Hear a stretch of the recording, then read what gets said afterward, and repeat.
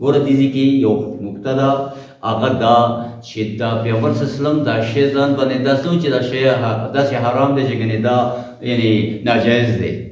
د بیبي د وجې نه په ځان بند کو بس اراده یې وکړه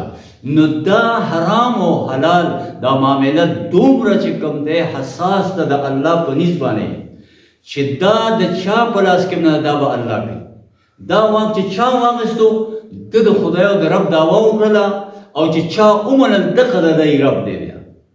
یعنی مطلب دی حرام او حلال تعین کول مقررول دا حلال څه چې جاری شي خلک پې عمل وکړي حرام څه چې بند شي په اسانه پښتو کې وایو لکه سود الله حرام کړی دی بند کړی دی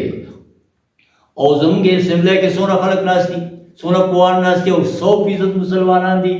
یا 1-2-3% پکې غیر مذهب کې ټول اوس لوی پټکو علما هم پکې ناست دي لیکن د الله حرام شی چې دی حلال شوی دی او جاری دی نو دا چې اوس دغې طرف وایي ګوره دا خبره په قرآن کې دونه واضحه ده چې دا زموږ په ذهن کې کېږي ځکه د دې وخت شرک هم دا دی شرک فی الحاکمیت شرک فی الشریعت فی القانون دا د الله حق دی ګوره دا خبره څونه زور شور سره دا الله کوي وایي اتخذوا احبارهم ورهبانهم اربابا من دون الله دې خلکو ونیول د الله نه علاوه نور اربابان ارباب د رب جمع ده یعنی ډېر زیات دا یاد چې رالو په دې کې دا دغسې وضاحت شو چې دا ګوره خپل اتخذوا احبارهم ورهبانهم اربابا من دون الله د خپل پیران خپل عالمان هغه یې د رب سره برابر کړي دي دا څنګه برابر وو چې هغه یې څه ویلي دي بس هغه یې منلې ده خپل تحقیق نه دی کړی او هغه پسې روان دي چې بس دا ټیک دی لکه اوس هم زموږ زیاتو خلکو دا سوچ دی چې بس دې څه ووایي بھائی د پیغمبر خبره یې هغې کې د شک وکړو ایمان نشته د پیغمبر خبره دی خو که زما یو که د بلي هغه به چې کوم دی ته ګوري قرآن او حدیث سره چې دا خبره هغسې ده او که نه ده نو وایي چې دا خبر راله نو یو اصحابي راپاڅېدو دا ډېر لوی سکالر و لکه دې وخت کې چې څنګه پی ایچ ډي وي او داسې راپاڅېدو محمد رسول الله صلی ته ودرېد او هغه عیسایي و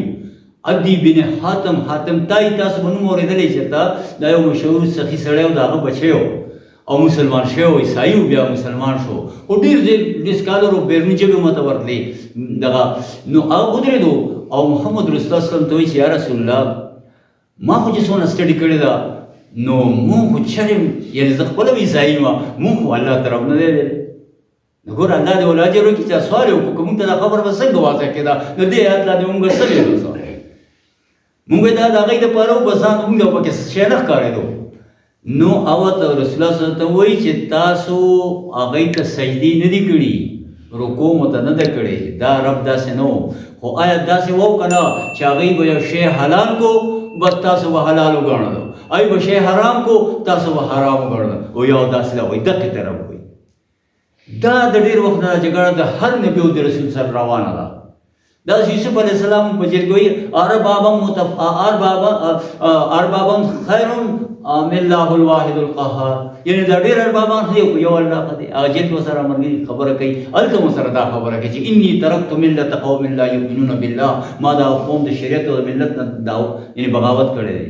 نو ګوره دلته دا خبره د سوره توبه 31 نمبر آیات دی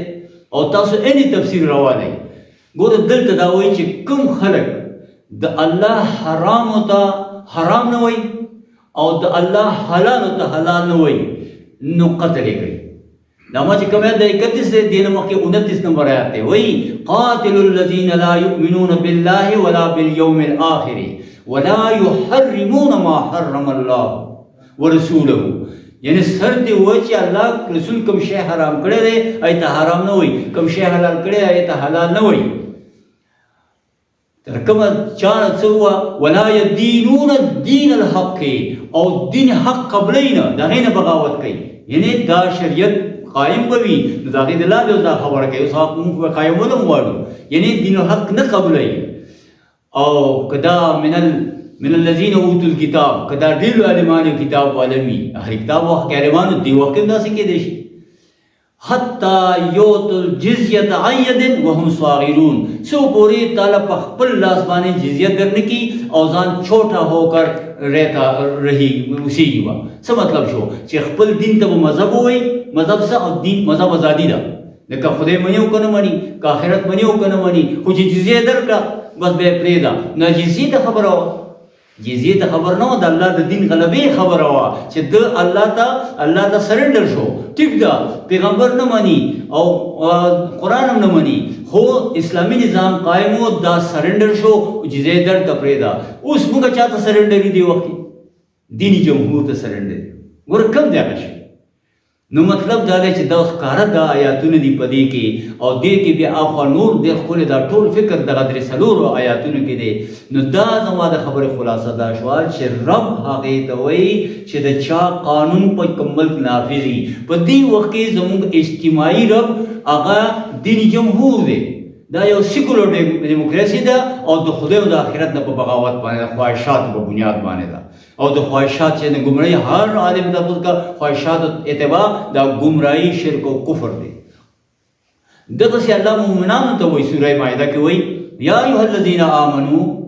لا تحرموا طیبات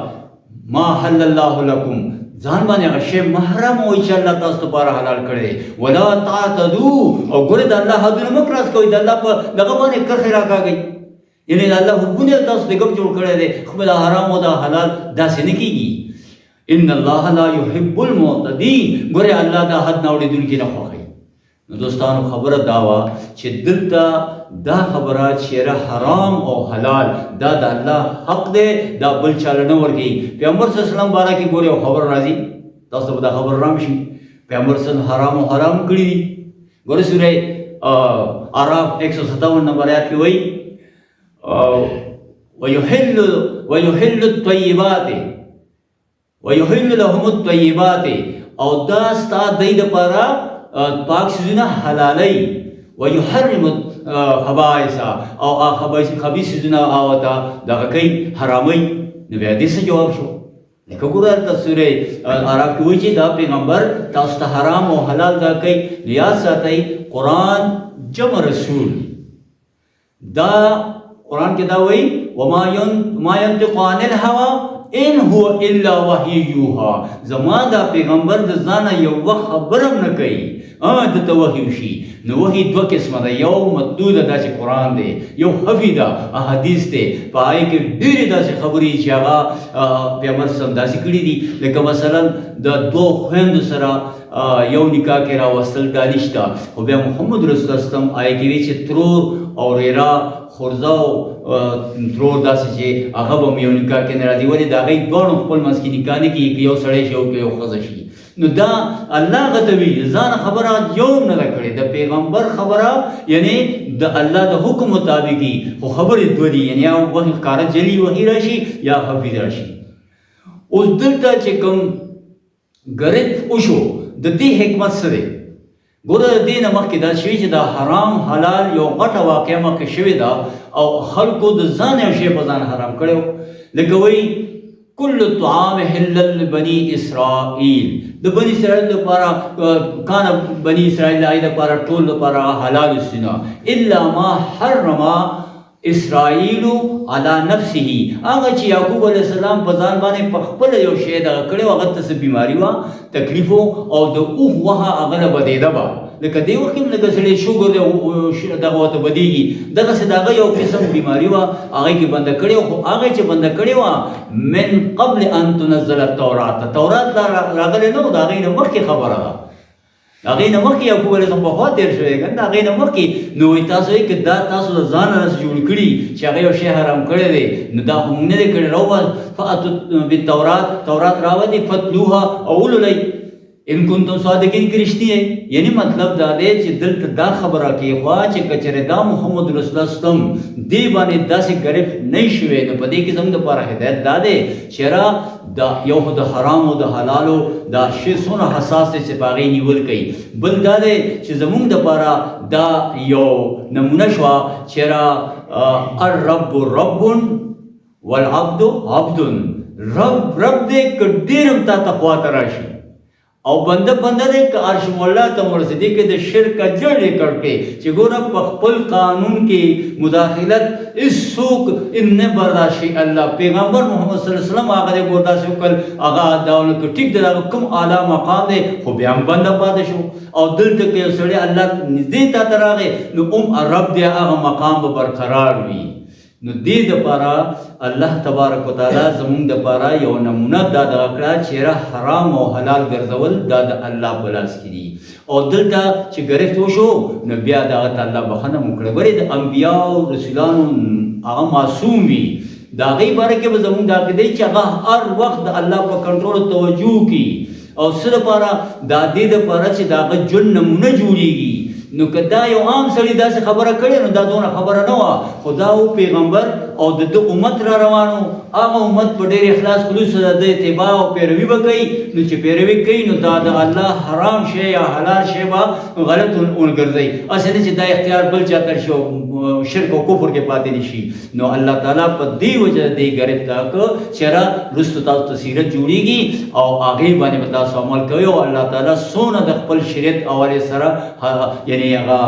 حساس او څونه چې کوم دی نو د هغې یو قسم د خیال ساتي او په هغې څونه خفه کېږي نو دې کې الله هغه ته بخښنه وکړه والله غفور رحیم اوس بیا هغه ته وایي چې دا قسم کفاره اوس وکړه کفاره به وکړي الله بخښنه وکړه خو زمونږ دپاره دې کې یو غټ هدایت دغه راغی چې شارع صرف الله دې د بل چا منل دا شرک او کفر دی او تاسو بیا د خپل معاشرې ته ګورئ او دغه کې بیا خیال کوئ نو جدای بل دې کې وګوره یعنی شات یو خوږ شی دی څه داسې دغه هم شی نه دی خو زمونږ دپاره دا هدایت شو چې یو سړی نسوار کوي او یو سړی سګرټ څکي او کور کې بیبي سره ناست دي نو ګنۍ ته به تکلیف نه وي نو چې پیغمبر صلی الله علیه وسلم هغه دنه حساس و نو که مونږ هغه پیرې کوو چې مونږ داسې نه پرېږدو که نه چې مونږ هم دا پرېږدو دا زمونږ دپاره هم یو نمونه ده نو الله تبارک وتعالی دې مال او تاسو له په دې باندې عمل کولو توفیق راکړي انشاءالله زموږ دا درس مخکې روان دي داسې نو په دې کې به د کور د ښځې د خاوند مزید یعنی چې څه دغه دې کې دا خبره چې دونه محبت هم زیات نشي چې ته د الله حکم په عمل کې او دونه زیات اختلاف هم پیدا نشي چې پای کې حکم مات نشي الله هر وخت خپل حدود قائم ساتل غواړي نو دا موږ ته په دې آیات کې راغله مخکې به چې کوم دی اوس د ښځې او د خاوند منځ کې چې کومې خبرې کېږي او کوم هدایات دي هغه انشاءالله به نور درسونو کې بیا وایو الله دې مولا تاسو له په دې باندې عمل کولو توفیق راکړي دعا وکړئ چې الله تبارک وتعالی موږ د دې فحاشۍ او رایې نه خلاص کړي الله زموږ په دې ملک کې نکاحګانې اسانې کړي دا رواجونه رسمونه زموږ ختم کړي او الله دا فحاشۍ او عریاني په خپل قهر او غضب باندې ووایي او موږ کې غیرت الله پیدا کړي چې دې لپاره یو مسلسل جهد وکړو او د دې نه خلاص شو زموږ دا راتلونکی نسل الله د دې مصیبت او تکلیف نه خلاص کړي ربنا آتنا فی الدنیا حسنه وفي الآخرة حسنه وقنا عذاب النار